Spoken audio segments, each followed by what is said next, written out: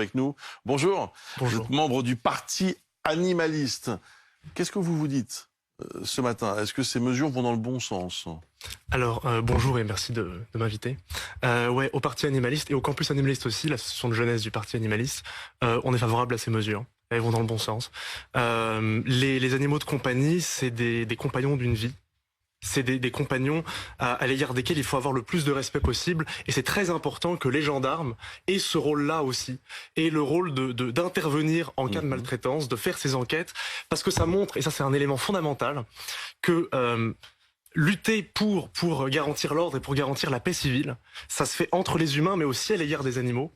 Surtout quand on sait à quel point ceux qui commettent des violences à l'égard des animaux commettent aussi des violences à l'égard des humains. Il y a eu beaucoup d'enquêtes là-dessus, beaucoup d'études notamment du FBI dans le XXe siècle.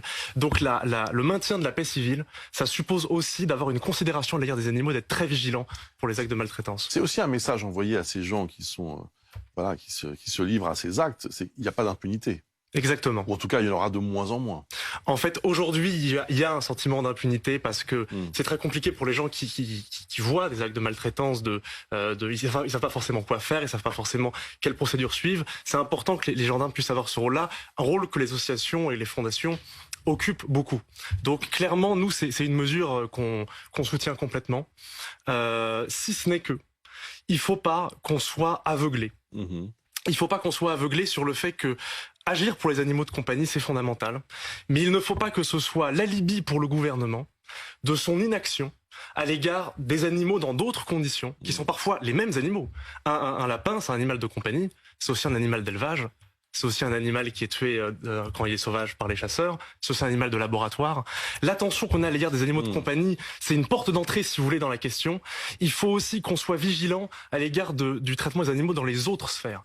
Et moi, j'ai un petit peu des sentiments partagés quand je vois Monsieur Darmanin, le ministre de l'Agriculture, qui se gargarise un petit peu, peut-être les grands défenseurs des animaux aujourd'hui, quand on voit à quel point sur les autres sujets, Monsieur Fesneau, le ministre de l'Agriculture, il est toujours pour l'élevage industriel, toujours pour la chasse, pour les chasseurs. Les subventions des chasseurs sont passées de 27 000 euros il y a 5 ans à 6 millions d'euros.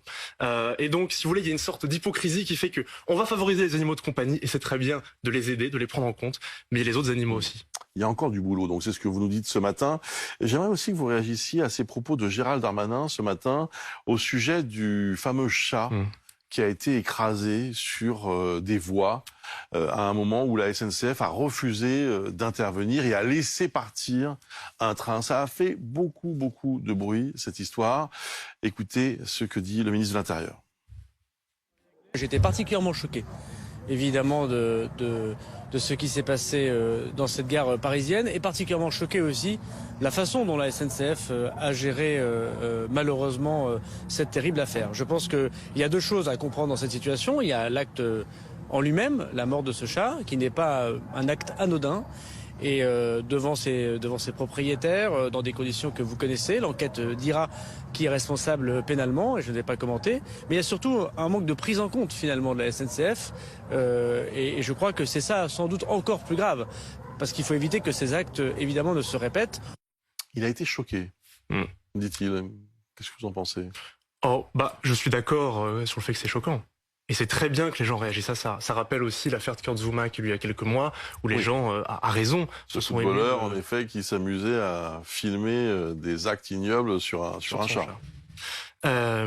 Mais simplement, moi, ce que je veux dire, c'est que, et donc je suis tout à fait d'accord avec ces propos-là, mais la détresse du chat de Kurt Zouma, ou alors l'ignominie qu'a subi ce chat qui a été écrasé par un train de la SNCF alors que la SNCF travaille très bien, cette détresse-là, d'autres mammifères, comme les cochons, comme les moutons, comme les vaches, ils la ressentent aussi.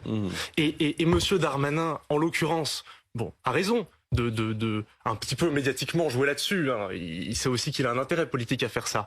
Il y a 2 ans, alors ça n'a rien à voir avec son poste de ministre de l'Intérieur, il avait pris position publiquement en faisant des tweets pour refuser et pour dire qu'il était contre les menus végétariens dans les cantines de Lyon.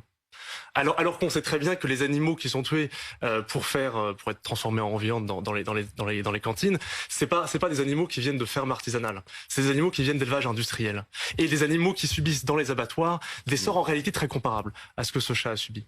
Donc ces propos, je les trouve bons. Mais il faut aussi être vigilant à la récupération politique et au fait que il faut agir pour les animaux de compagnie, il faut agir pour les animaux en général. Surtout que ce sont parfois les mêmes animaux, mais simplement dans des situations différentes. Merci Simon Nordman, merci d'avoir répondu à nos questions ce matin en direct.